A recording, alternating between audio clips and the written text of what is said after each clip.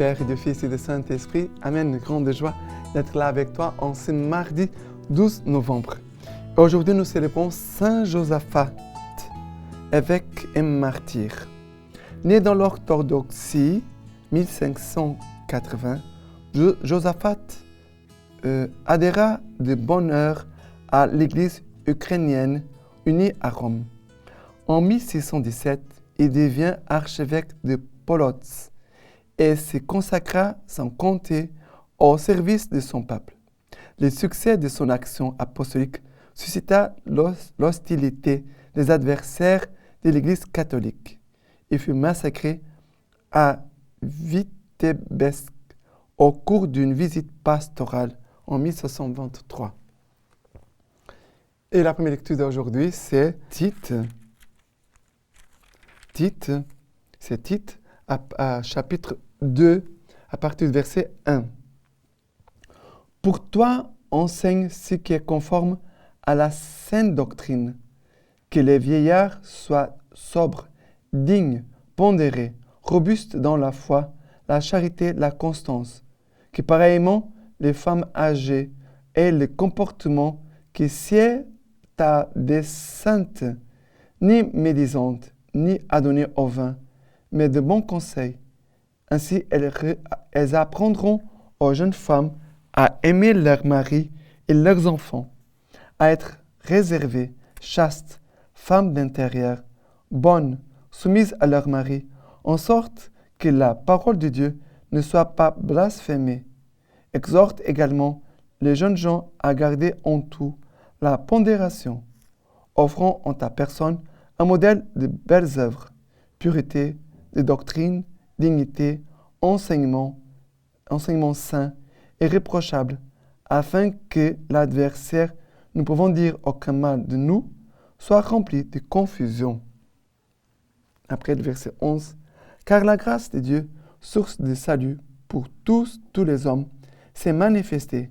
Nous enseignons à renoncer à l'impiété et aux convoitises de ce monde pour vivre en ce siècle présent dans la réserve, la justice et la piété, attendant la bienheureuse espérance et l'apparition de la gloire de notre grand Dieu et Sauveur, le Christ Jésus, qui s'est livré pour nous, afin de nous racheter de toute iniquité et de purifier un peuple qui lui appartienne en propre, zélé pour les belles œuvres. » Alors, ici, devoir particulier à certains fidèles.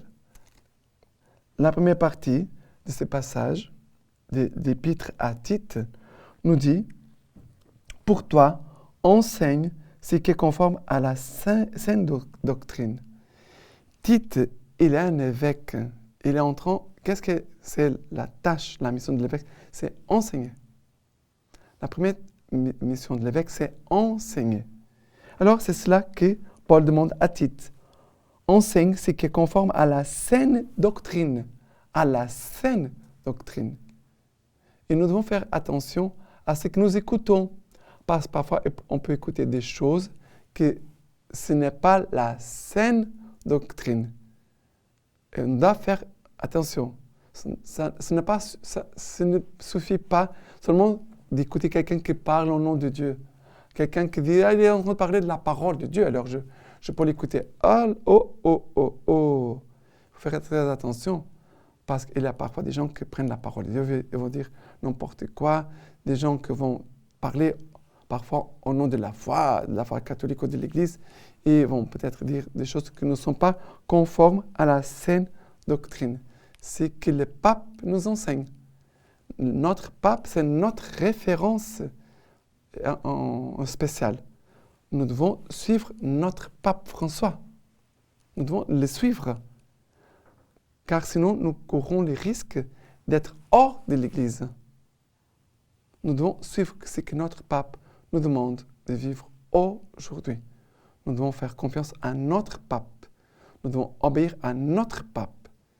Et parfois, il y a des endroits où les gens n'accueillent pas les paroles de notre pape, ne vont pas suivre les paroles de notre pape, et ils vont dire même les contraires du pape. Alors, on ne doit pas les suivre, on ne doit pas les écouter. D'accord? Et alors, ici, Tite va enseigner les vieillards, car il est un tout jeune homme, il est un jeune, Tite, mais il doit enseigner les vieillards. Il va aussi enseigner les femmes âgées.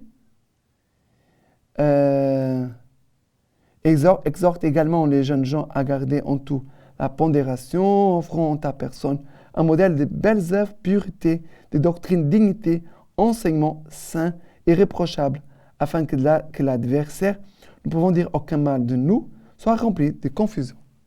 Mais même, voilà, il doit enseigner, Tite, mais il doit aussi donner un bon témoignage. Exhorte également les jeunes gens à garder en tout la pondération, offrant en ta personne un modèle de belles œuvres, pureté, de doctrine, dignité, enseignement saint, irréprochable, afin que l'adversaire soit rempli de confusion. Voilà que nous devons vraiment lire le catéchisme de l'Église catholique, la parole de Dieu, les enseignements des saints, voilà, pour bien former notre foi. D'accord? C'est que le pape nous enseigne, c'est que nos évêques, en communion avec notre pape, nous enseignent. D'accord? Voilà, quelque chose de très, très important. Le psaume, c'est le psaume 37, à partir du verset 3. Compte sur le Seigneur et agis bien. Habite la terre et vis tranquille. Mets dans le Seigneur ta réjouissance et t'accordera plus que les désirs de ton cœur. Après le verset 18, le Seigneur connaît les jours des parfaits. Éternel sera leur héritage. Pas de honte pour eux en mauvais jours. Dans la famine, ils seront rassasiés. Après le verset 23, le Seigneur mène les pas de l'homme. Ils sont fermes et sa marche lui plaît. Après le verset 27, évite le mal, agis bien, tu auras une habitation pour toujours. Et après le verset 29, les justes posséderont la terre, là ils habiteront pour toujours. Le verset 27, évite le mal, agis bien, tu auras une fondation pour toujours. Évite le mal, agis bien. Voilà, des conseils. Après le verset 18, le Seigneur connaît les jours des parfaits. Éternel sera leur héritage. Les parfaits sont ceux qui marchent en communion avec l'Église. Ils marchent avec l'Église. Ils ne marchent pas à côté de l'Église. D'accord? Et maintenant, l'évangile aujourd'hui, c'est Luc chapitre 17, à partir du verset 7. Qui d'entre vous, s'il a un serviteur qui laboure ou garde les bêtes, lui dira à son retour des champs, « Vite, viens et viens te mettre à la table ?» Ne lui dira-t-il pas au contraire, « Prépare-moi de quoi dîner, ceins-toi pour me servir jusqu'à ce que j'aille manger et bu. Après toi, tu mangeras et boiras à ton tour. » Sait-il gré à ses serviteurs d'avoir fait ce qui lui a été prescrit? Ainsi de vous, lorsque vous aurez fait tout ce qui vous a été prescrit, dites, nous sommes des simples serviteurs. Nous avons fait ce que nous devions faire. Nous sommes des simples serviteurs, des serviteurs inutiles, nous dit un autre passage. Nous avons fait ce que nous devions faire. Nous avons seulement obéi. Mais ces serviteurs, ils sont très importants. Ils disent, nous sommes des serviteurs simples, ou des serviteurs inutiles. Mais ils sont très importants parce qu'ils ont fait ce qu'ils devaient faire. Et ça, cette phrase, elle est très, très forte, très importante. Nous avons fait ce que nous devons faire à la maison. Nous avons fait ce que nous devons faire au travail. Nous avons fait ce que nous devons faire chez nous à la maison. N'importe où, nous avons accompli ce que Dieu attendait de nous. Ce que Jésus attend de chacun de nous. Voilà qui, ici, nous parle de l'attitude du service d'être des hommes et des femmes du service, qui n'ont pas peur de s'abaisser pour servir. Et il y a beaucoup de gens qui veulent être servis.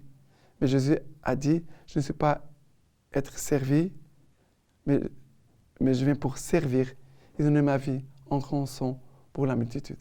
Voilà l'attitude d'amour, l'attitude du service. Et la lecture patristique, lettre encyclique du pape Pie XI.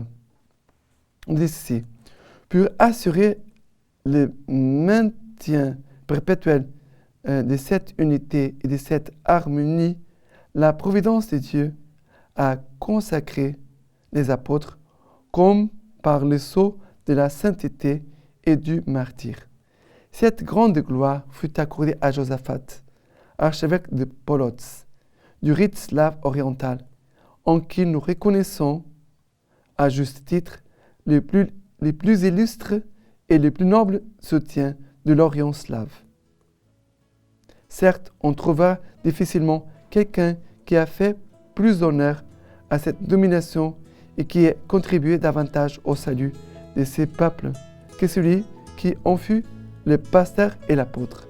Le fait surtout qu'il a versé son sang pour l'unité de la Sainte Église. Maintenant, je vous laisse la bénédiction par les mains toutes pures de la Vierge Marie. Que Dieu Tout-Puissant vous bénisse et vous garde, le Père, le Fils et le Saint-Esprit. Amen.